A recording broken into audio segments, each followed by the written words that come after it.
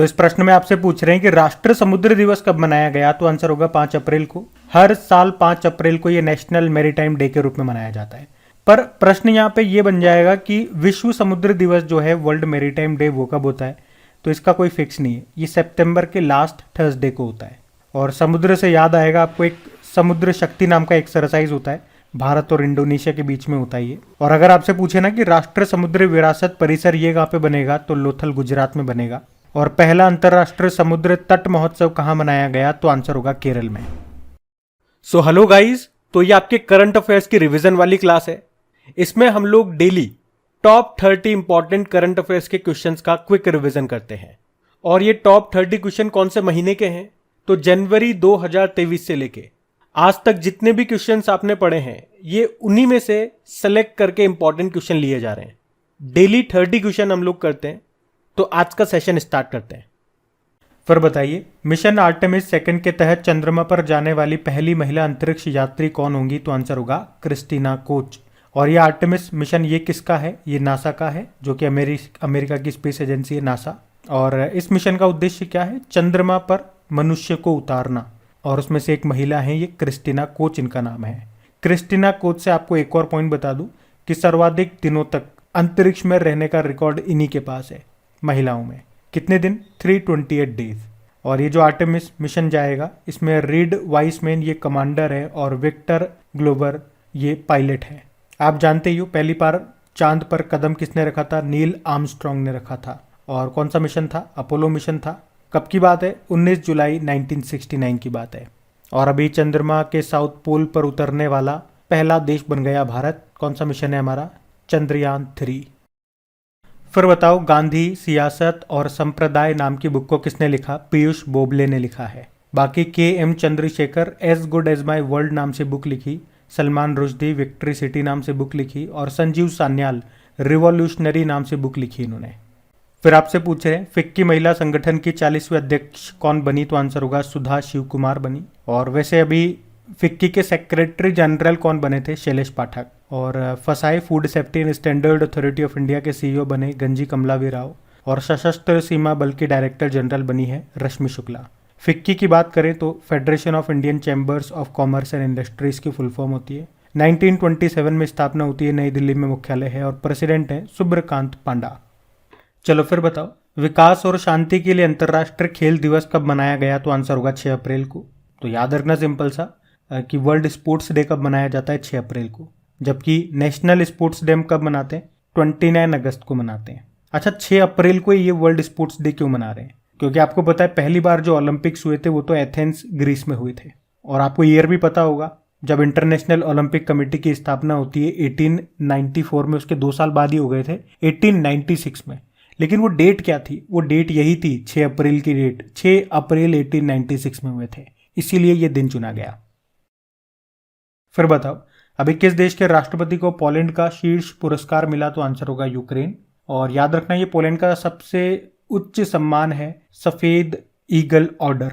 और यूक्रेन के जो राष्ट्रपति हैं व्लादिमीर ज़ेलेंस्की, उनको ये दिया गया। ज़ेलेंस्की को कई सारे अभी एक आध साल में कई अवार्ड मिले थे, कुछ मैं आपको याद दिलाऊं तो 2022 में लिबर्टी अवार्ड मिला था, जॉन एफ कैनेडी अवार्ड मिला था, 2022 का time magazine person of the year चुना गया था, चर्चिल लीडरशिप अवार्ड मिला था, और अभी यूक्रेन के लोगों को 2022 का सखारोव पुरस्कार भी मिला था। अच्छा, आप लोग मुझे बताना कि अभी 2023 का सखारोव पुरस्कार ये किसे दिया गया? ये अभी डेली करंट अफेयर्स वाली क्लास में हम लोग पढ़ चुके हैं। वैसे पोलैंड की स्टैटिक देखें तो इसकी कैपिटल होती है वॉर्सो, करेंसी है ज़्लोटी। फिर अगला प्रश्न है कि अभी किसे यंग यूरोलॉजिस्ट पुरस्कार से सम्मानित किया गया, तो आंसर होगा डॉक्टर नित्या इब्राहिम को। तो भारतीय अमेरिकी चिकित्सक हैं ये डॉक्टर नित्या इब्राहिम, और इनको अभी अमेरिकन न्यूरोलॉजिकल एसोसिएशन के द्वारा ये young urologist of the year के अवार्ड से सम्मानित किया गया। बाकी लुइस कैफरेली 2023 का एबल पुरस्कार मिला था। शिव शंकरी आप जानते ही हो, तमिल लेखिका हैं, और अभी उन्हें उनके उपन्यास सूर्यवंशम के लिए सरस्वती सम्मान मिला 32वां। और ज्ञान चतुर्वेदी ये हिंदी लेखक हैं, उन्हें उनके उपन्यास पागलखाना के लिए भी 32वां व्यास सम्मान मिला 2022 के लिए ही। ये नाम भी इंपॉर्टेंट है, ध्यान में रखना। फिर बताइए, अप्रैल 2023 में संयुक्त राष्ट्र आर्थिक और सामाजिक परिषद के द्वारा संयुक्त राष्ट्र सांख्यिकी आयोग के सदस्य के रूप में किस देश को चुना गया? तो आंसर होगा भारत। इसकी फुल फॉर्म अगर इंग्लिश में देखोगे तो क्या हो गई? United nation economic and social council, जिसका हेडक्वार्टर न्यूयॉर्क में है। तो सिंपल सा याद रखना कि भारत को 1 जनवरी 2024 से 4 सालों के लिए इस आयोग के सदस्य के रूप में चुना गया है। भारत आखिरी बार 2004 में सांख्यिकी आयोग का सदस्य बना था। फिर पूछ रहे हैं कि एप्पल आईफोन निर्माता का पहला कंपनी के स्वामित्व वाला स्टोर ये भारत में कहाँ पे खोला जाएगा? तो आंसर होगा मुंबई में। और इसके बाद जो दूसरा स्टोर है वो कहाँ पे खुलेगा? नई दिल्ली में। पहला मुंबई और दूसरा नई दिल्ली, दोनों याद रखना। फिर बताओ विश्व स्वास्थ्य दिवस ये कब मनाया गया? तो आंसर होगा 7 अप्रैल को मनाते हैं। आप जानते हो वर्ल्ड हेल्थ ऑर्गेनाइजेशन की स्थापना हुई थी 7 अप्रैल 1948 को, इसीलिए 7 अप्रैल को वर्ल्ड हेल्थ डे मनाते हैं। और इस बार की थीम थी हेल्थ फॉर ऑल। और वर्ल्ड हेल्थ ऑर्गेनाइजेशन का हेडक्वार्टर आपको मिलेगा जेनेवा, स्विट्जरलैंड में। सेक्रेटरी जनरल है तेद्रोस अधानोम। और हेल्थ से कुछ और पॉइंट्स भी मैं आपको याद दिलाऊं, एक वर्ल्ड एनवायरमेंट हेल्थ डे भी होता है जो 26 सितंबर को मनाया जाता है। वर्ल्ड ओरल हेल्थ डे भी होता है, वो 20 मार्च को होता है। International universal health coverage day यानी कि अंतर्राष्ट्रीय सार्वभौमिक स्वास्थ्य कवरेज दिवस ये होता है 12 दिसंबर को। और मृदा स्वास्थ्य कार्ड दिवस ये 19 फरवरी को होता है। और एक विश्व मानसिक स्वास्थ्य दिवस भी होता है, वर्ल्ड मेंटल हेल्थ डे 10 अक्टूबर को होता है। तो देखो हेल्थ से संबंधित ये काफ़ी सारे डेज हो गए, आपको उनको ध्यान रखना। मैंने सारे आपको एक साथ लिखवा दिए हैं ताकि आप ध्यान रखो। फिर आपसे पूछ रहे हैं कि यूरोपीय फुटबॉल संघ यानी कि union of European football association के अध्यक्ष कौन बने? तो आंसर होगा अलेक्जेंडर सेफरीन। एक्चुअली में अभी तक यही थे, लेकिन अभी फिर से इनको चुन लिया गया अगले 4 सालों के लिए, यानी कि 2027 तक अब यही रहेंगे। UEFA ये क्या है? ये यूरोपीय फुटबॉल का गवर्निंग बॉडी है, शासीय निकाय है। आप जानते हो अभी अमेरिका ने भारत में अपना राजदूत बनाया था एम्बेसडर एरिक गारसेटी को। वर्ल्ड हेल्थ ऑर्गेनाइजेशन ने मुख्य वैज्ञानिक बनाया था सर जेरेमी फरार को। और साइप्रस के प्रेसिडेंट बने थे निकोस क्रिस्टोडोलाइट्स। और मैंने याद कराया था इसको ट्रिक से, साइप्रस की कैपिटल क्या होती है? निकोसिया। और निकोसिया में ही इनका नाम आ रहा है, देखो निकोस। तो ऐसे ही आपको ध्यान रहेगा। अगला प्रश्न देखते हैं। फिर आपसे पूछ रहे अभी किस राज्य के प्रसिद्ध मरचा चावल को जीआई टैग मिला? तो आंसर होगा बिहार। बिहार के प्रसिद्ध मरचा चावल को अभी जीआई टैग दिया गया है। अगला प्रश्न है कि national rifle association of India के अध्यक्ष बने कौन? कलिकेश सिंह देव, जो भी national rifle association of India के अध्यक्ष बने हैं।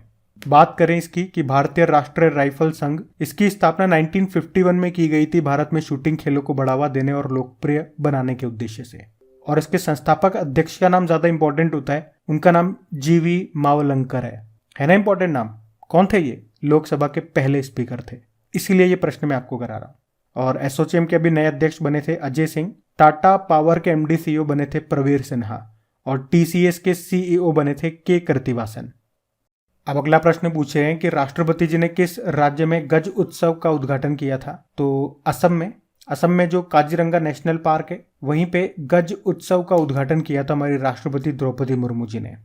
फिर बताइए अभी हाल ही में चर्चा में रही संजीता चानू का संबंध किस खेल से है? तो आंसर होगा भारोत्तोलन यानी कि वेट लिफ्टिंग। और अभी नाडा ने 4 साल का प्रतिबंध लगा दिया है उन पे, इसीलिए उनका नाम न्यूज में था। आपको याद होगा पिछले साल 2022 में जो नेशनल गेम्स हुए थे गुजरात में, वहां पे रिपोर्ट आई कि इन्होंने प्रतिबंधित दवाओं का जो स्टेरॉइड्स होते हैं उनका इस्तेमाल किया था। तो इनकी रिपोर्ट पॉजिटिव आई, उसके बाद इन पे नाडा ने 4 साल का बैन लगा दिया है। और अगर पूछे कि राष्ट्रीय खेलों में इन्होंने कौन सा पदक जीता था, वहां पे सिल्वर मेडल जीता था, वो भी इनसे छीन लिया गया। तो अगर पूछे संजीता चानू का संबंध किससे, तो भारोत्तोलन से है, वेट लिफ्टर है ये। अभी वैसे एक और प्लेयर थी हमारी ऐश्वर्या बाबू, ये ट्रिपल जंपर है, अभी इन पे भी प्रतिबंध लगा दिया गया था 4 सालों का। नाडा की फुल फॉर्म क्या होती है? National anti doping agency. इसका मुख्यालय नई दिल्ली में है। और एक वाडा भी होता है, वाडा मतलब होता है वर्ल्ड एंटी डोपिंग एजेंसी, जिसका मुख्यालय आपको मिलेगा मॉन्ट्रियल कनाडा में। फिर आपसे पूछ रहे हैं कि टायर निर्माताओं के संगठन जिसे आत्मा बोला जाता है, इसके नए अध्यक्ष कौन बने? अंशुमान सिंघानिया। तो जेके टायर और इंडस्ट्रीज लिमिटेड के मैनेजिंग डायरेक्टर है ये अंशुमान सिंघानिया। और अभी इन्हीं को टायर निर्माताओं का एक संगठन है आत्मा, जिसकी फुल फॉर्म होती है ऑटोमोटिव टायर मैन्युफैक्चरिंग एसोसिएशन, इसका अध्यक्ष इनको चुना गया है। जबकि सीएट के जो एमडी सीईओ हैं अर्नब बनर्जी, उनको इसका उपाध्यक्ष बनाया गया। अगला प्रश्न पूछ रहे हैं कि भारत की पहली सौर ऊर्जा संचालित पर्यटक नाव का नाम क्या है? तो आंसर होगा सूर्यांशु। और ये कहाँ पे चलाई गई थी? केरल में। सोलर से चलती है, इस पे सोलर प्लेट्स लगी हुई है ऊपर, उससे चलती है ये, उससे बिजली पैदा करती है और फिर उससे चलती है। तभी तो कहा कि भारत की ये पहली सौर ऊर्जा संचालित पर्यटक नाव है। नाम याद रखना इसका, सूर्यांशु है। बाकी इसी तरह से सोलर से संबंधित कुछ प्रश्न मैं आपको याद दिलाऊं तो एक तो याद रखना, सोलर एविएशन फ्यूल का उपयोग करने वाली दुनिया की पहली एयरलाइन कौन सी बनी थी? Swiss airline. और भारत का पहला सौर ऊर्जा संचालित गांव ये गुजरात का मोढेरा गांव है। दुनिया का पहला सौर ऊर्जा संचालित एयरपोर्ट कोचीन इंटरनेशनल एयरपोर्ट है। और भारत की पहली ग्रीन सोलर पैनल फैक्ट्री बनेगी उत्तराखंड में। कौन बनाएगा? Luminous power technology. जबकि पूरी तरह से हाइड्रो और सौर ऊर्जा से चलने वाला भारत का पहला एयरपोर्ट बना था दिल्ली एयरपोर्ट। तो ये सारे पॉइंट्स आप ध्यान रखना, इनका संबंध सोलर से है कहीं ना कहीं, ध्यान रखना ये। फिर बताइए, अभी हाल ही में कठुआ जिले से अपनी लघु कला शैली के लिए किस लोकप्रिय पेंटिंग को जीआई टैग दिया गया? तो आंसर होगा बसोहली पेंटिंग। बसोहली पेंटिंग। और अगर राज्य या यूनियन टेरिटरी देके आपसे पूछे तो जम्मू कश्मीर की है ये। पूरा बोलूं तो जम्मू कश्मीर के कठुआ जिले की प्रसिद्ध है ये बसोहली पेंटिंग, जिसको जीआई टैग मिला। अगला प्रश्न है, अंतरराष्ट्रीय अंतरात्मा दिवस, इंग्लिश में बोलोगे तो इंटरनेशनल डे ऑफ कॉन्साइंस, ये कब मनाया गया? तो आंसर होगा 5 अप्रैल को। इसकी थीम थी building a culture of peace. पहली बार इसको 2020 में मनाया गया था, ज्यादा पुराना नहीं है, मतलब ये ध्यान रखना ये। अगला प्रश्न है कि अभी राष्ट्रपति द्रौपदी मुर्मू जी ने किस नाम से महिला सुरक्षा के लिए एक एप्लीकेशन लॉन्च किया? तो आंसर होगा भोरोक्सा। तो अभी राष्ट्रपति द्रौपदी मुर्मू जी ने महिला सुरक्षा के लिए ये भोरोक्सा नाम से एक एप्लीकेशन लॉन्च किया। और इस एप्लीकेशन को किसने डेवलप किया? गुवाहाटी हाईकोर्ट ने।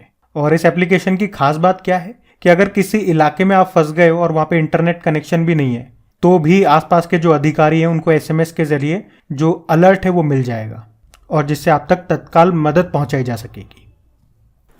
फिर बताओ, अभी महाराष्ट्र सरकार ने आर्थिक सलाहकार परिषद के प्रमुख के रूप में भी किसे नियुक्त किया? तो आंसर होगा एन चंद्रशेखरन।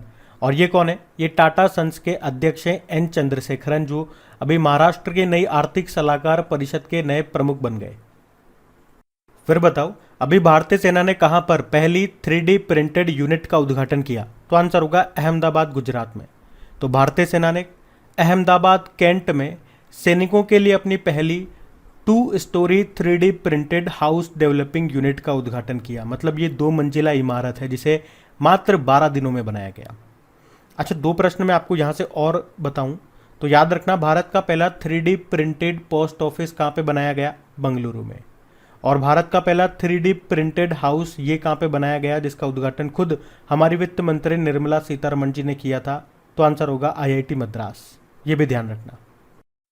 फिर बताओ, ब्रेन ईटिंग अमीबा से किस देश में पहली मौत हुई थी? तो आंसर होगा साउथ कोरिया। तो ये जो ब्रेन ईटिंग अमीबा है ये लोगों के मस्तिष्क को खत्म कर देता है। अमीबा क्या है? एक प्रोटोजोआ है। ये एक कोशिकीय जीव है, यानी कि सिंगल सेल जीव है ये। तो याद रखना, साउथ कोरिया में। फिर बताइए, विश्व स्तरीय कयाकिंग कैनोइंग अकादमी की स्थापना ये कहाँ पे की जाएगी? तो आंसर होगा उत्तराखंड में। अब ये कयाकिंग और कैनोइंग ये क्या है? ये एक वाटर स्पोर्ट है। मतलब इसमें एक छोटी नाव होती है जिसे कयाक कहते हैं, उस पर बैठ करके पानी में बोटिंग करनी होती है। तो याद रखना, उत्तराखंड के टिहरी में एक विश्व स्तरीय कयाकिंग कैनोइंग अकादमी स्थापित की जाएगी। अच्छा, मैं अगर आपसे पूछूं कि भारतीय रेलवे ये देश की सबसे बड़ी कुश्ती अकादमी कहाँ पे स्थापित करेगा? तो आंसर करना किशनगंज, दिल्ली में।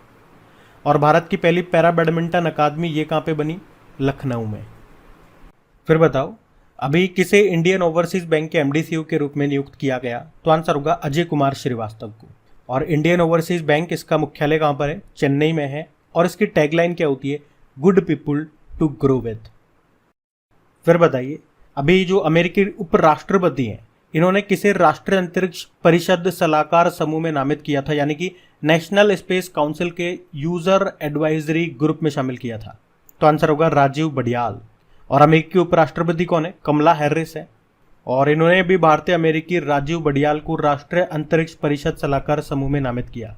वैसे कमला हैरिस की अभी रक्षा सलाहकार कौन बनी थी? तो याद रखना, उनका नाम शांति सेठी है। फिर आपसे पूछा, RTI जवाबदेही में सबसे खराब प्रदर्शन करने वाला राज्य कौन सा है? तो आंसर होगा तमिलनाडु, जहां पे इसकी निपटान दर बताई गई मात्र 14%।